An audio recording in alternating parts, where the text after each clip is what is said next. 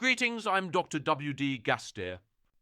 Today's Q&A session is to finish some leftovers from the previous episode and then move on to some new material. I must say, I do find it rather interesting that all the questions are related to skeleton society. That said, let us begin. How does a skeleton make a baby? Alas, I'm warned that I don't have the credits or the freedom to go too in-depth.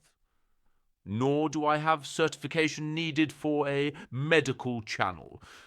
So I shall instead give an abbreviated version.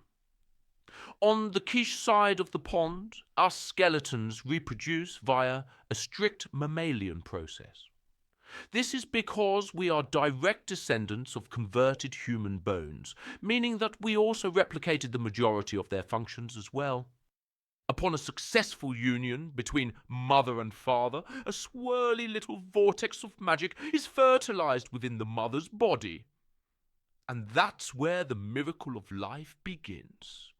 To accommodate this miracle, multiple layers of protection form around the baby.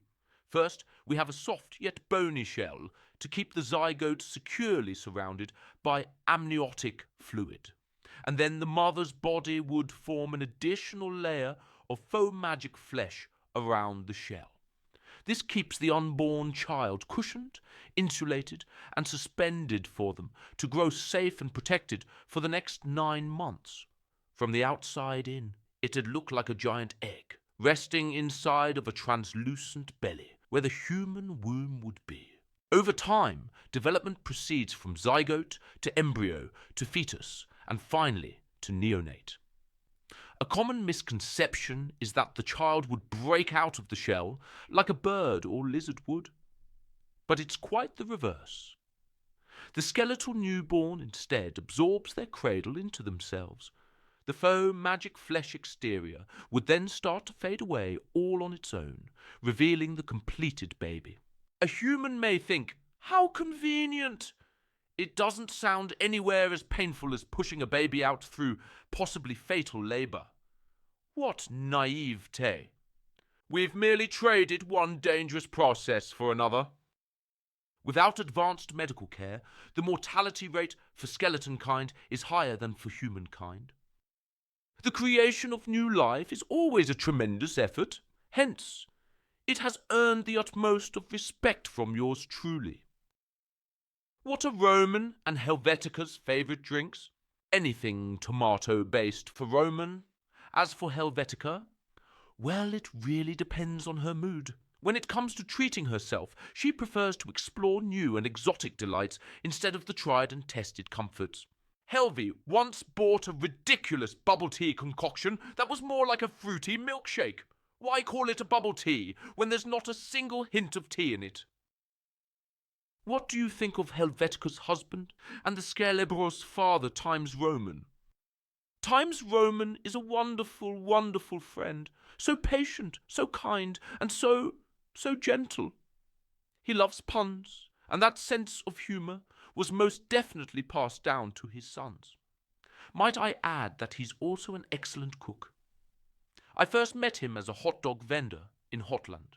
Though I was never a fan of hot dogs, the way he made them ticked all my inner check boxes of joy. Somehow his skills and his know-how made a difference. In hindsight, I took his sweetheart for granted, exploited even. I put Sans, his eldest son, through hellish training for a war that never came to be. For that, I'm truly sorry. You are an amalgamate, are you not? Who did you amalgamate with? Aha! I spotted a trick question. Answering this would spoil the quiche too much, too soon. I'm afraid I'll have to pass on this question. You'll just have to find out for yourself. Doctor, are you the Gaster Blaster Master Caster? What kind of a question is this? I'm certain this is a joke. Well then, I'm the Gaster Blaster Master Disaster in need of a plaster. I'm actually not skilled with such weapons at all. Ironic, I know. More so because I was also the one who taught Sans how to use them. Besides, the name Gaster Blaster only applies to the variation I devised. The official historical term is school armament. The form and function of each armament depends on the wielder's personality. A great many variations exist out there, from sword hilts to hammerheads to full-blown armors to vehicles to mythical beasts and more. I've also learned that we're not limited to one type of armament per person. It's actually possible to build a vast and varied arsenal with the right know-how. With this new knowledge, I've made myself a skeleton horse armorman. Galloping around in the void is a nice change of pace. Last but not least, although this isn't an official question, there seems to be some confusion about our naming conventions. Most humans today are familiar with having surnames. However, that wasn't always the case. In many places, a child's lineage could only be traced directly through the names of their parents. Due to the mishmash of cultures brought together in the Sealing Wars, our wise king Asgore decided not to impose standardization so that all of his people could maintain their treasured traditions. As a result, some species have surnames, some species do not, and any family is free to start their own line whenever they so wish. Now, for us skeletons, we use the name of the parents. As such, Sans Serif is not Sans with the surname of Serif. Instead, it's Sans Serif, son of Times Roman. Likewise, Papyrus is Papyrus, son of Times Roman. Why not son of Helvetica? Well, that's because the couple chose to follow the father instead of the mother.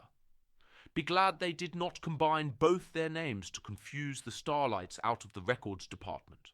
What's my full name, you ask? Not Wingdings or Aster, or Wingding Aster for sure. The name is Wendell Dominic Gaster, son of Visigoth Shirai. Yes, I'm one of those unfortunate souls who confuse the registry. That's how I know it's an absolute pain. I never use my full name unless I absolutely have to. That's all the time we have for today. Answering these questions is quite fun and occasionally nostalgic, so please keep the queries coming. Anything that I couldn't get to in this session will be addressed next time. Until then, have a good day or night wherever you may be.